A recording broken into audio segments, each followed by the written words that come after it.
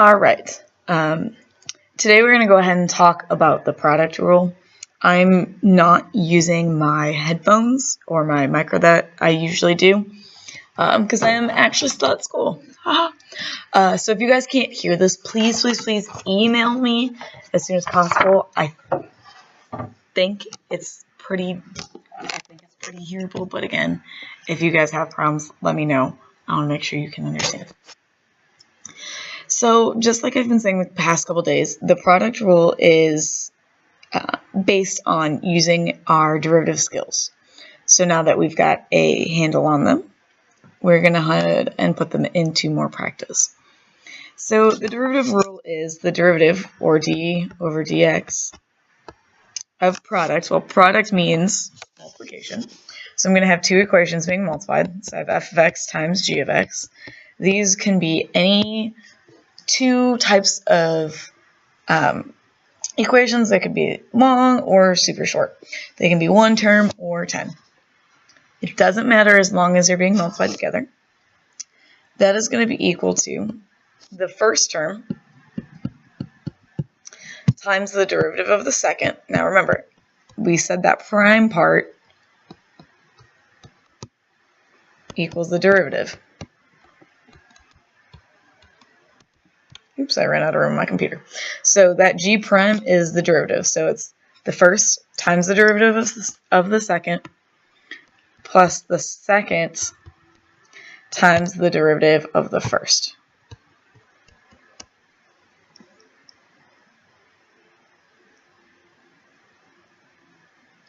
All right, let's go ahead and put this into practice. Now, I understand that this very first one is called f of x already, but it's just like saying everything is always equal to y, because f of x is y. It's just a name of the function, so even though it already says f of x is the thing, we're just going to look at the two pieces. So my f of x will be my 5x squared, and my g of x will be, that's a really bad, of x. Let me fix that for you. There you go. That g of x will be that second part. So when I take the derivative of this bad boy, last week when we did our test, and kind of yesterday, I guess, we had to multiply things out before you can take the derivative. Now what I can do is I don't have to actually take and multiply things out. I can just use this product rule. It saves me time. So the first thing I'm going to do is I'm going to rewrite the first one. So my first part is just f of x, so I have 5x squared, times the derivative of the second. So the second is 4x. The derivative of anything with x is just the coefficient. Oop, I wanted to change colors there. Plus the second thing, or my g of x, times the derivative of my first piece. And my first piece here is f of x of the 5x squared. So that 2 comes down and multiplies, so I get 10x. So those red pieces in this first example are the derivative pieces that I've taken. When I do my product rule, I want to simplify as much as I can. So I'm going to go ahead and multiply that 4 in, and I'm going to get 20x squared. Plus 10 times 4 gives me 40. X times x gives me that x squared. Go ahead and add those two together, and I get 60x squared as my answer.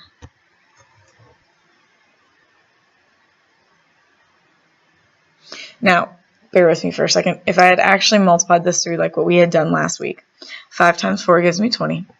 X squared times x gives me x cubed. If you go ahead and bring down your 3 and multiply it, you'd get 20 times 3, which gives me 60, x squared, which is the same thing. Now, for a basic problem like this, yes, you're right. It is more simple. Excuse me, that doesn't sound right. It is easier to just go ahead and multiply it out. But, bear with me for a second, what happens when you start getting multiple polynomials in this? Multiple termed polynomials? That's when you end up into foiling and multifoiling, and there's more room for error. So yes, when I have a nice easy problem that's only a term each, is it going to be wrong to not use product rule? No, but I really want you to get used to it, so that's why we started with an easy problem on that one. So let's try a little bit more intense problem. So I'm going to let my first one again be that f of x. I'm going to let that second one be g of x. So if I have my first term, so 6x cubed plus 5, times the derivative of the second thing. So the derivative of 3x will give me 3, plus the second term, times the derivative of the first piece. So in this case, I'm going to have the derivative of 6x cubed, which will give me 18x squared. The derivative of that constant of 5 just gives me 0, so it's 18x squared plus 0, which just gives me 18x squared. Forgot the square part, sorry. So I'm going to multiply this through, so this is distributing. So I'm going to have 18x cubed plus 15 plus 3 times 18 gives me 54 x cubed. I take a look and I can combine my like terms. So 18 plus 54 gives me 72. And then that plus 15 follows with.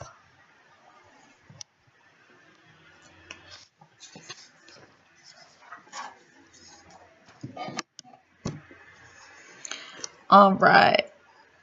Second piece of, next problem. Again, we're still going to let this first one be f of x, the second one be g of x. The x's are not working out today. Let's try that one more time. There we go. So I'm going to go ahead and take my first term, which is 3x minus 2x squared, times the derivative of my second piece. So the derivative of the second piece, the 5 is a constant, it just goes to 0, so it's just a 4, plus the first piece times the derivative of my second piece. The derivative of 3x will be 3. The derivative of negative 2x squared is going to be negative 4x.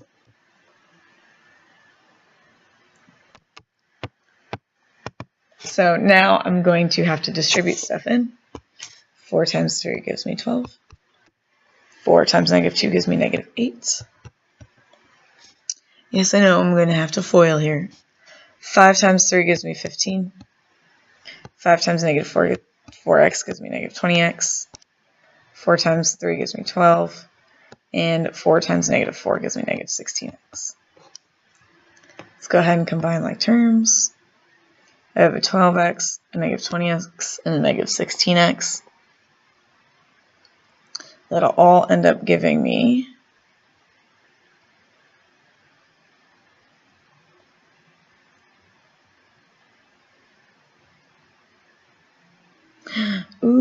wait a minute. Back up a step.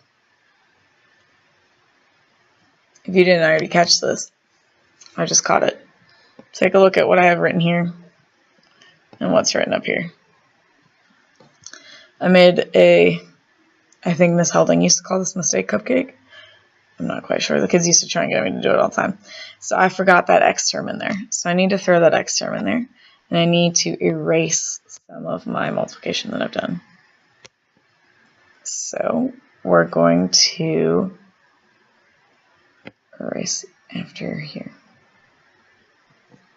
Let's try that one more time. So we did our 3 times our 5 and we get our 15. Then I'm going to get that negative 20x again, so that was correct. But 4x times 3 will give me plus 12x. And then I have negative 4x times 4x, which will give me negative 16x squared.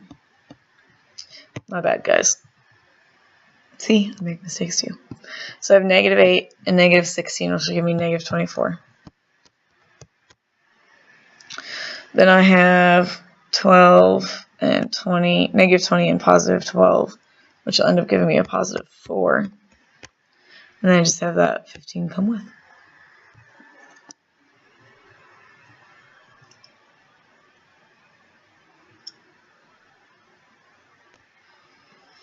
This next one, I'm going to switch color so we don't get confused. So I'm going to have f of x be the first part and g of x be the second part. So I have the first term. So 7x minus 8x cubed.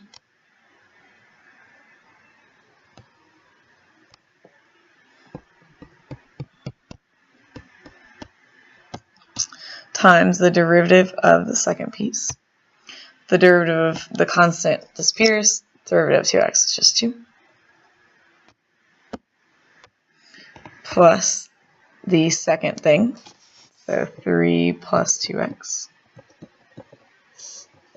Times the derivative of the first piece. So that'll give me 7 minus 24 x squared.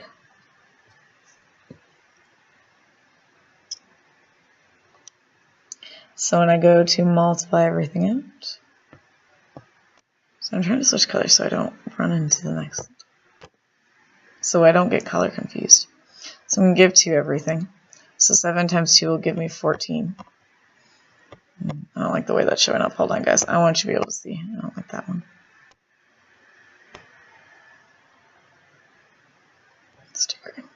So let's try this again. 2 times 7 gives me 14x minus 16x cubed. I have 3 times 7, which will give me plus 21. Then I have 3 times negative 24, x squared, which will give me negative 72, x squared.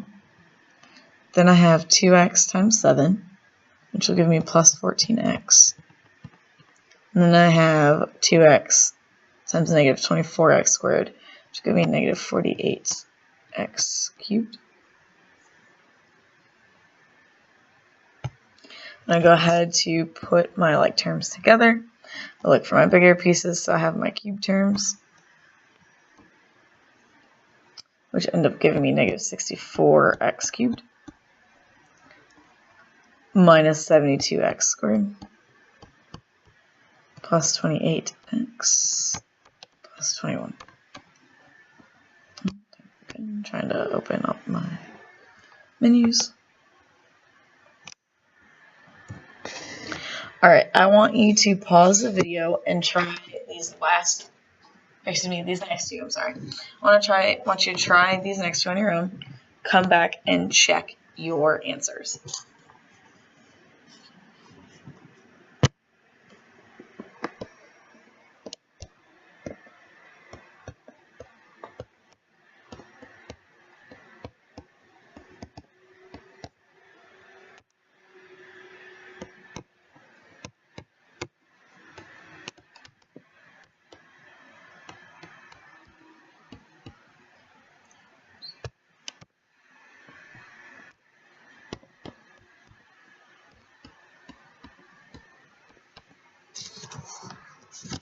So on these, when you end up multiplying, especially on that second one, you have 5x squared times the negative sign of x.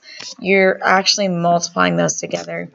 So that's why you end up with negative 5x squared sine x. You're not subtracting, even though it looks like, even though you might think you are actually multiplying, so you just stick them together.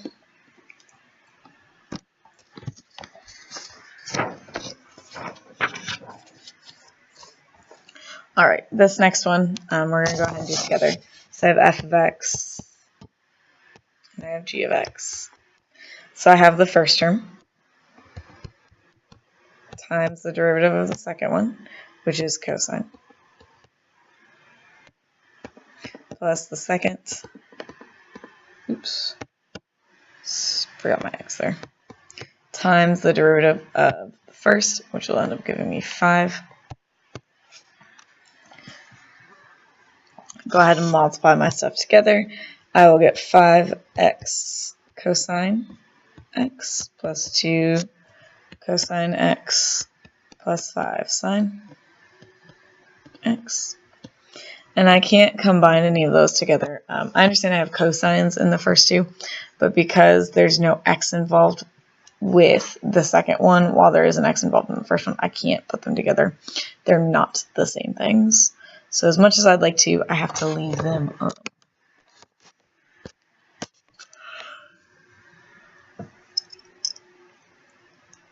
This next one, if you recall from doing our regular is we ended up having to rewrite anything that I couldn't derive just by looking at it. So I can't just derive my square root of x. So I'm going to rewrite that as x to the 1/2.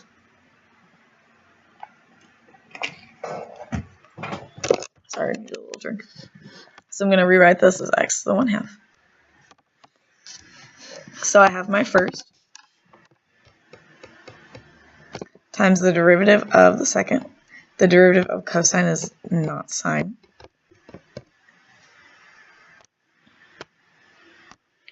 Plus the second times the derivative of the first. So that'll give me 1/2. Okay, so off to the side we know that'll be 1/2 x to the negative 1/2, which will turn into 1/2x to the 1/2.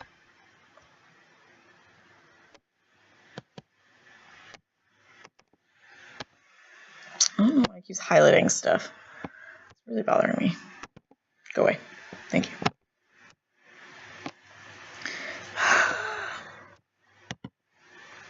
Sorry. I don't know why it's highlighting.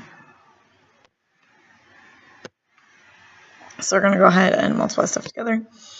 X to the 1/2 is the square root of x times the negative sign. I'm just going to put them together. So the negative square root of x, sine of x. Now, I'm not taking the square root of sine, so I need to make it sure. Oh my gosh. I need to make sure that I'm not actually, I don't have my sign under the square root. So what I like to do, what I did in high school to make sure I knew I didn't take the square root of it, is I put that little n in there with my square roots, so that way I knew that's where it stopped, and then it was the square root of x. Or if you'd like, you can write negative sine x square root of x. So that way you know you're not putting the sign under the square root with it. And then either one of those versions, plus you have cosine times a fraction. So when you have something whole times a fraction, it just gets multiplied on top. Cosine times 1 is just cosine. So my answer here is either this version of it or this version of it. Either way, that second term is still the same.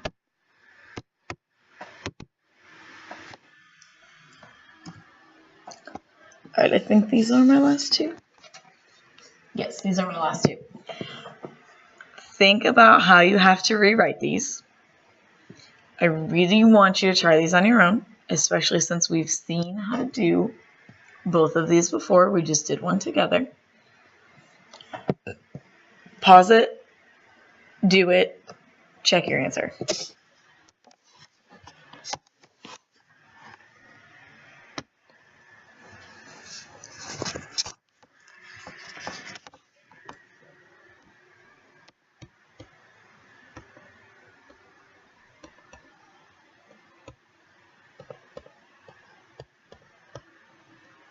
There's this.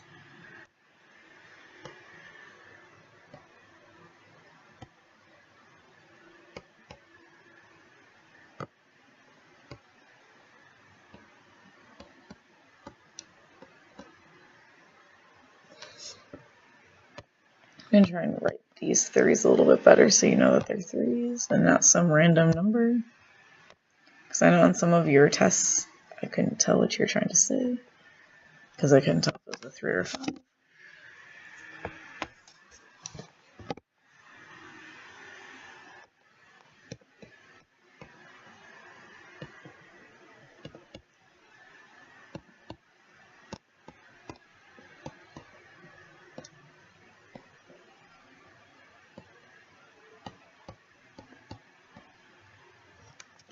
Alright, you should go ahead and get these two answers for that last two.